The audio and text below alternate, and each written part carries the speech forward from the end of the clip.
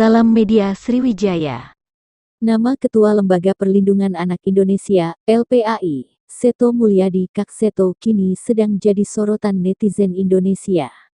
Pasalnya, Kak Seto memberi usulan agar Putri Chandrawati, istri dari Ferdy Sambo dijadikan tahanan rumah saja meskipun terbukti bersalah dalam kasus pembunuhan berencana Brigadir J. Alasan Kak Seto meminta Putri Chandrawati jadi tahanan rumah karena ia memiliki bayi yang baru berusia 1,5 tahun.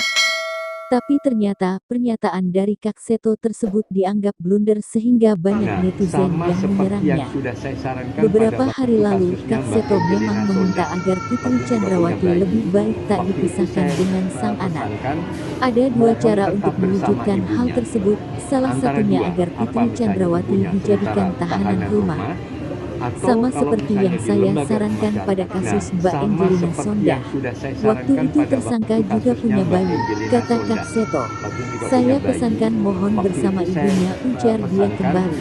Seto menuturkan bahwa meski sang ibu Putri Chandrawati atau Pusi telah ditetapkan sebagai tersangka, seorang anak yang berusia di bawah 3 tahun masih sangat membutuhkan pendampingan dan perlindungan khusus yang mempengaruhi tumbuh kembangnya. Karena dalam konteks perlindungan anak dan hak anak yang kebetulan ibunya tersangkut pidana.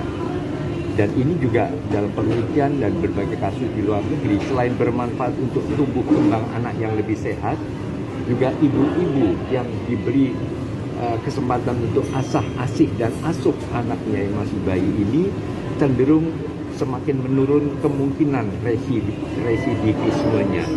Jadi tidak akan mengulang dan semakin sadar, semakin memanfaatkan, merasakan manfaat dari pemasyarakatan.